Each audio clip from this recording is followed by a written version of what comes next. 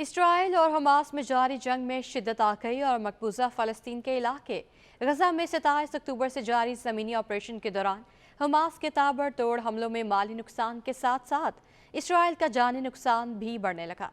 Hamas के अल-कसाम brigade ने ताज़ा हमलों में मजीद इसराइली फौजियों को निशाना बना डाला।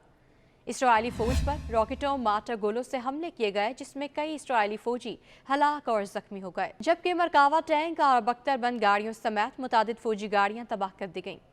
इसराइली अफवाज ने गजा के ज़मीनी ऑपरेशन में मजीद 5 फौजियों की हलाकत की तस्दीक की है। इसराइली अफवाज के मुताबिक 17 दिसंबर को गजा में ज़मीनी ऑपरेशन में अफसर समेत 4 फौजी हलाक हो गए, जबकि 14 दिसंबर को हमास के हमले में जख्मी होने वाला इसराइली फौजी भी मर गया। इसराइली हुकाम के मुताबिक अब तक गजा के ज़मीनी ऑपरेशन में मरने वाले इसराइली फौजियों की तादाद 127 तक पहुंच गई है, जबकि सैकड़ों फौजी शदीद जख्मी हैं, जिनका इलाज इसराइली अस्पतालों में जारी है। मकबूजा फ़लस्तीन की मज़ामती तंजीम हमास के अस्करी विंग अल-कसाम ब्रिगेड्स ने 17 दिसंबर को इसराइली फौजी गाड़ी पर हमले की वीडियो भी जारी कर दी। वीडियो में फौजी गाड़ी को मुकम्मल तबाह होते और इसराइली फौजियों को झुलसी हुई हालत में भागते हुए देखा गया। दूसरी जानिब मकबूजा हमास ने इसराइल की जानिब से गजा में सबसे बड़ी सुरंग तलाश करने के फखरी ऐलान पर मानी खेज रद्द-ए-अमल दिया है। हमास की जानिब से कहा गया कि बहुत देर कर दी, हमारा मिशन तो मुकम्मल हो गया है।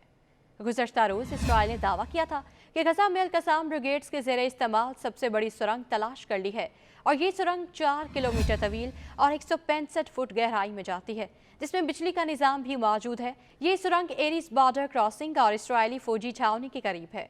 इस सुरंग का इसराइली वज़ीर दिफा ने भी दौरा किया था। इसराइल फौज के मुताबिक हमास ने इस सुरंग को 7 अक्टूबर के हमलों में इस्तेमाल किया था। ताहम अब हमास के अस्करी विंग अल-कसाम ब्रिगेड्स ने सुरंग की वीडियो जारी की है, जिसमें से निकलकर मुजाहिदीन ने इसराइली फौजी छावनियों पर हमला किया था और कई इसराइली फौजियों को हलाक किया था।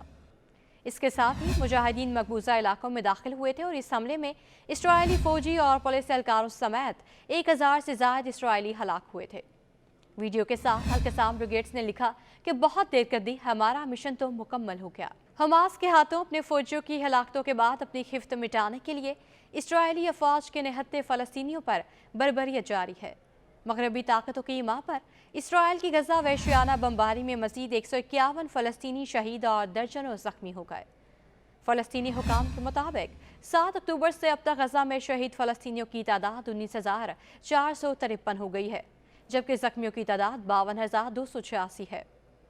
इसराइल ने गजा को मट्टी का ढेर बनाने के बाद 27 अक्टूबर से ज़मीनी ऑपरेशन शुरू किया, जो अब तक जारी है।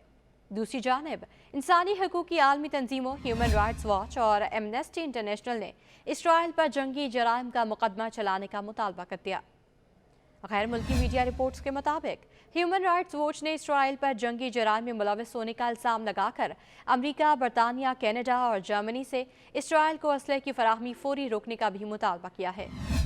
एक बयान में ह्यूमन राइट्स वॉच ने कहा कि 13 अक्टूबर को जनूबी लबनान में अमरीकी, इराकी और लबनानी सहाफ़ियों पर इसराइली हमला जंगी जुर्म है। ह्यूमन राइट्स वॉच के मुताबिक इसराइल को पता था कि वो जिन लोगों को निशाना बना रहे हैं वो सिविलियंस हैं। याद रहे कि 13 अक्टूबर के हमले में बरतानवी खबर-ए-रसां एजेंसी रूटर्स के इसाम अब्दुल्ला जाम बहक, जबकि अल जज़ीरा के कैमरा पर्सन एली बराकिया और रिपोर्टर कामन जुखादर समेत दीगर 6 सहाफ़ी जख्मी हुए थे।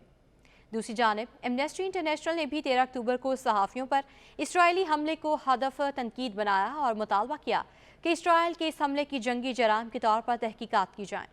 एक बयान में एमनेस्टी के डिप्टी डायरेक्टर बराए मशरिक़ वस्ता और शुमाली अफ्रीका आया मजजूब ने कहा कि आलमी कवानीन के तहत अपनी पेशा वराना जिम्मेदारियाँ अंजाम देने वाले किसी सहाफ़ी को निशाना नहीं बनाया जाना चाहिए।